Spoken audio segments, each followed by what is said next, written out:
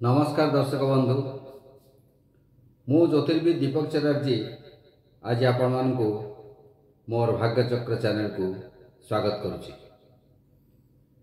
आज आमे राशिचक्र अष्टम राशि बिछा राशि विषय किछि अवगत हेबा।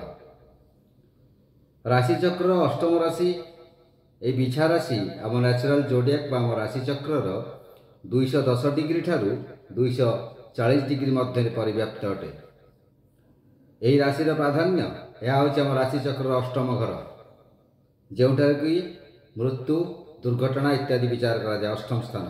तेणु यार इम्पोर्टान्स बहुत रही, यार प्राधान्य बहुत रही कहले चलो।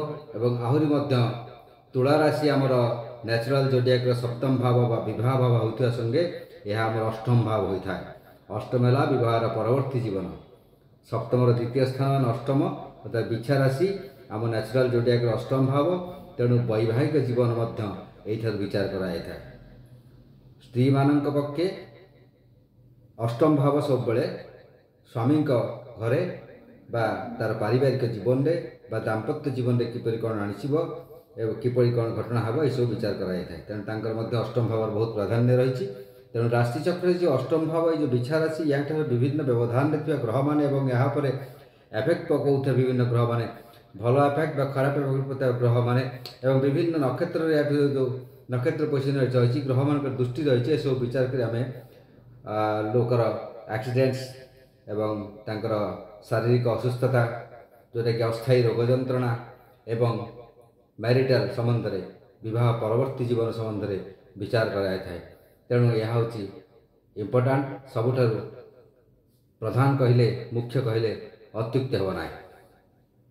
एबे देखिबा यहाँ को आम बिछा राशि साधारण कहते अन्य अनेक नाम रही।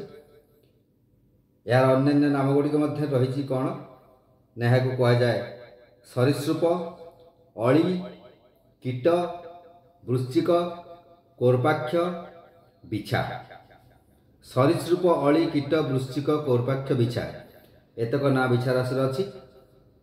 इंग्राजी रे यहाँ स्कॉर्पियो कह जाए। जदि आपणकर कहार जातक चक्र नहीं बा राशि विषय आपको किसी जना नहीं, आप भावुंट कौ राशि फल को आप अवलंबन करेंगे क्या धरवे जापार आप किसी जातक पत्र नहीं से संबंध किसी ज्ञान ना, तेरे आपणकर नामर प्रथम अक्षर रु आप जापर आपणकर बिछा राशि ना बोली। तेज जदि बिछा राशि होते तेज नामर आपणकर आद्याक्षर प्रथम अक्षर जदि आपणकर यही सब अक्षर आरंभ होता है तेज आप बिछा राशि से अक्षर गुड़िक कहूँ। जदि आपणकर नामर प्रथम अक्षर आरंभ अक्षर तो ना, नी, जू, जे, नो, जा, जी बा जू रे आरंभ होता है तेज आप जानवे बिछा राशि फलाफल को आप सब ग्रहण करेंगे। यह ठीक हो पारे न हो पारे कारण जन्म तारीख समय थी जो राशि बाहर ताही हूँ ठीक से राशि देखा कथा, किंतु जार ना अगत्या से नाम हिसाब से ये राशि फल को ग्रहण कर प्रायतः यह फलवती होता है। तेरे जो बिछा राशि कहली बिछा राशि आम देखा बर्तमान साधारण संज्ञा तार देखा यह एक जलतत्व विशिष्ट राशि, यह स्थिर राशि, सम राशि, स्त्री राशि, नम्र स्वभाव राशि, सफल राशि एवं शीर्षोदय राशि। अंग मध्य यह जौनेन्द्रिय को निर्देश करे।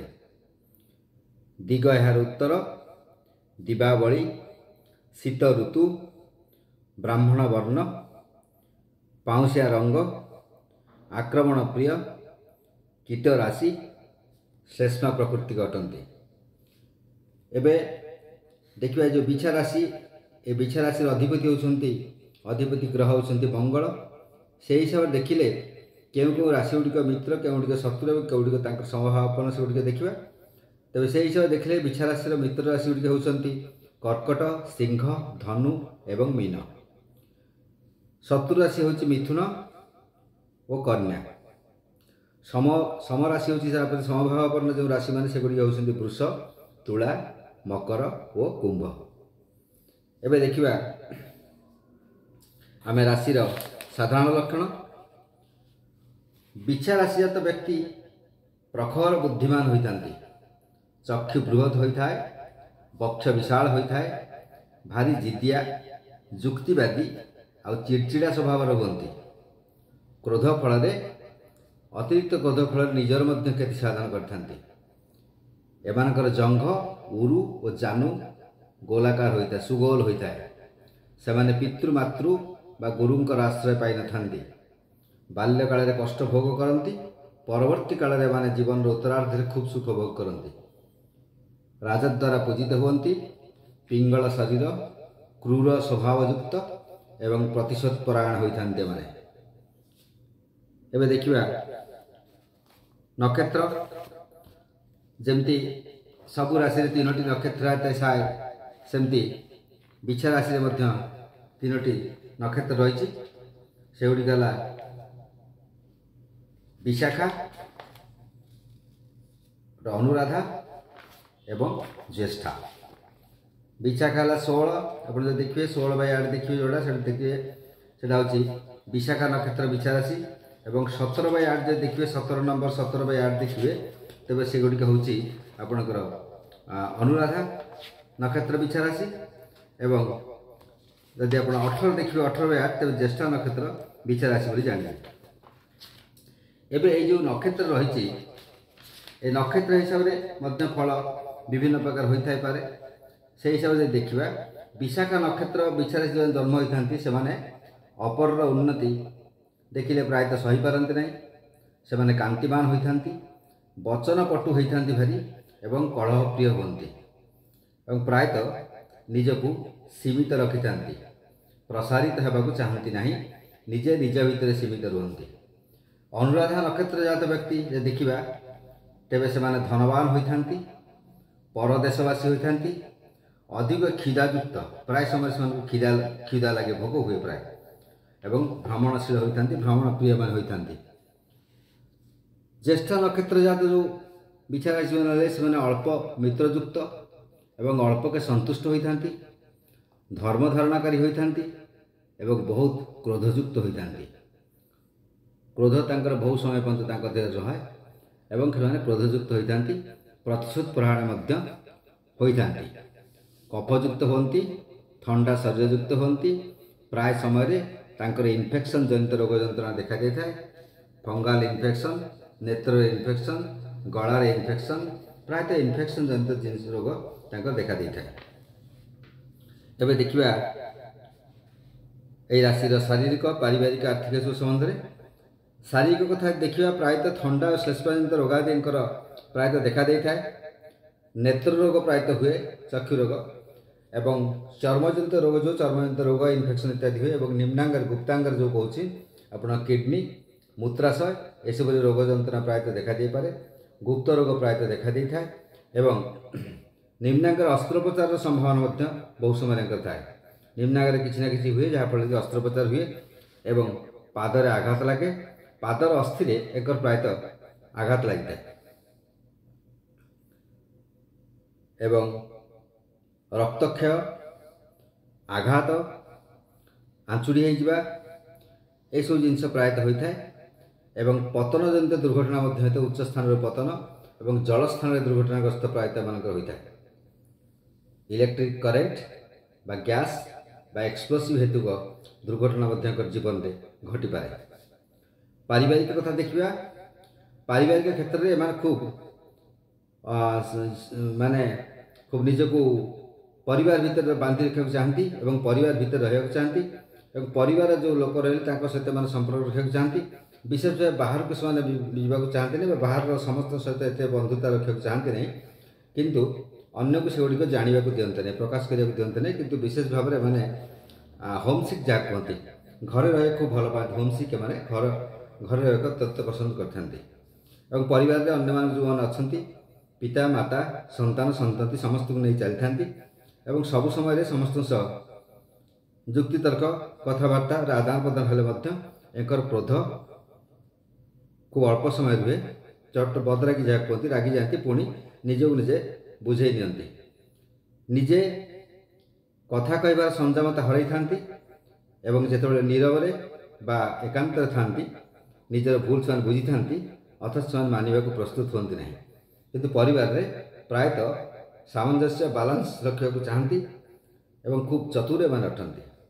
ପରିବାରରେ ବାଲାନ୍ସ ରଖି ସମସ୍ତଙ୍କୁ ଏକତ୍ର ରଖିବାରେ ଯେଉଁ କଥା ଦରକାର, ଯେଉଁ କାର୍ଯ୍ୟ ଦରକାର, ଏମାନଙ୍କ ତାହା ପରିପ୍ରକାଶ ଥାଏ ଏବଂ ଏମାନେ ସେଥିରେ ଧୁରନ୍ଧର ଅଟନ୍ତି। ଆର୍ଥିକ ଅବସ୍ଥା ପ୍ରାୟତଃ ଏମାନଙ୍କର ଭଲ ରୁହେ। ଏଙ୍କର ଫିକ୍ସଡ ଡିପୋଜିଟ୍ ହେଉ ଏବଂ RD ହେଉ ଏବଂ ଚଳନ୍ତି ପଇସା ହେଉ, ପ୍ରାୟତଃ ଆର୍ଥିକ ଅବସ୍ଥାକୁ ପ୍ରାୟତଃ ଭଲ ରୁହେ। ବିଶେଷ କରି ଜୀବନର ଅର୍ଦ୍ଧେକ ବୟସ ଠାରୁ ଉତ୍ତରାର୍ଦ୍ଧରେ ଆଙ୍କର ବହୁତ ଉନ୍ନତି ହୋଇଥାଏ। ଜୀବନର ଉତ୍ତରାର୍ଦ୍ଧରେ ବହୁତ ଉନ୍ନତି ହୋଇଥାଏ ଏବଂ ଜୀବନର ଶେଷ ସମୟରେ ଭଲରେ କଟାଇଥାନ୍ତି, କିନ୍ତୁ ପେଟଜନିତ ଏବଂ ନିମ୍ନାଙ୍ଗ ଜନିତ ରୋଗ ଯନ୍ତ୍ରଣାରେ ପୀଡ଼ିତ ହୋଇପାରନ୍ତି ଶେଷ କାଳରେ।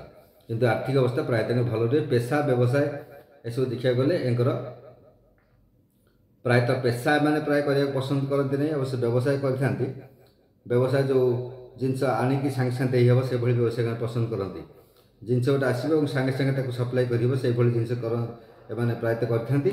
ଏବଂ ଦେଣ ନେଣ ବେପାର ଯେଉଁ ବ୍ୟବସାୟ ସେମାନେ କରିଥାନ୍ତି, ଅର୍ଥ ଲଗାଣ ଅନେକ ସମୟରେ କରିଥାନ୍ତି। ଅର୍ଥ ଲଗାଣ ଏବଂ ଲାଭ ପ୍ରାପ୍ତି କରିବାକୁ ସେମାନେ ଚେଷ୍ଟା କରନ୍ତି। ହଠାତ୍ ଅର୍ଥ ଲଗାଇବେ ଏବଂ ଅଳ୍ପ ସମୟ ଭିତରେ କିଛି ଲାଭ ପାଇବେ, ଏଇଭଳି ବ୍ୟବସାୟରେ ସେମାନେ ବିନିଯୋଗ କରିବାକୁ ଚାହାନ୍ତି। ଏଙ୍କର ଯେଉଁ ଛାତ୍ରଛାତ୍ରୀ ରହିଲେ, ଏମାନେ ଜେନେରାଲ ଲାଇନ୍ ବି ପଢ଼ନ୍ତି ଏବଂ ଏଙ୍କର ଭିତରେ ଗୋଟେ ଲିଡରସିପ୍ ଥାଏ ଯେ ଆମେ ଲିଡର ହେବୁ, ଗୋଟେ ଗ୍ରୁପ୍ର ଲିଡର ହେବୁ, ଏଭଳି ତାଙ୍କର ଦକ୍ଷତା ଥାଏ। ଏବଂ ଅନ୍ୟମାନଙ୍କୁ ଯେଉଁ ଟ୍ରେନିଂ ଦେବା, ଶିକ୍ଷା ଦେବା, ଏସବୁରେ ମାହିର ଥାନ୍ତି।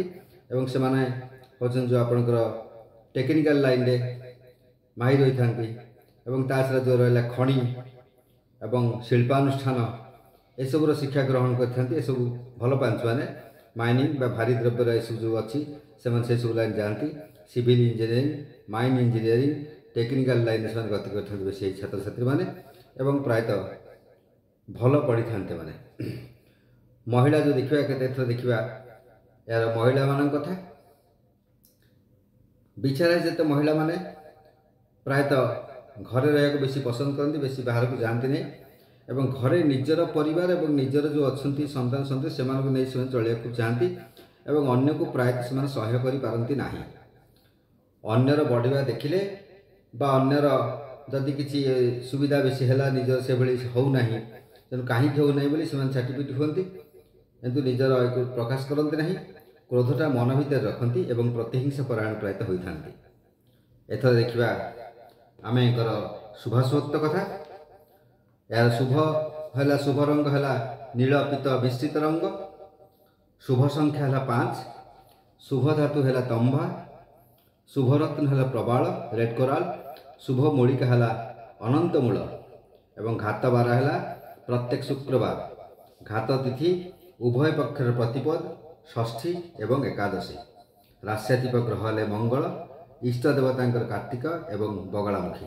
କଲ୍ୟାଣକାରୀ ମନ୍ତ୍ର ଓಂ ଭୌଁ ଭୌମାୟ ନମଃ ବା ହ୍ଲିଂ ଓଂ ସ୍ୱାହା। ପ୍ରତ୍ୟେକ ରାଶି ସମ୍ବନ୍ଧରେ ତ ଅନେକ କିଛି ତଥ୍ୟ ରହିଛି, ସବୁଗୁଡ଼ିକ ଏକ ସାଙ୍ଗରେ ଦେବା ସମ୍ଭବ ନୁହେଁ। ତେବେ ବିଛା ରାଶି ସମ୍ବନ୍ଧିତ ଏ ଯେଉଁ ସାଧାରଣ ତଥ୍ୟ ଦେଲି, ଆଜି ପାଇଁ ଏତିକି। ପରବର୍ତ୍ତୀ ସମୟରେ ଅଧିକ ସୂଚନା ଆପଣଙ୍କୁ ନିଶ୍ଚୟ ଅବଗତ କରାଇବି। ଆଜି ପାଇଁ ରହୁଛି, ନମସ୍କାର।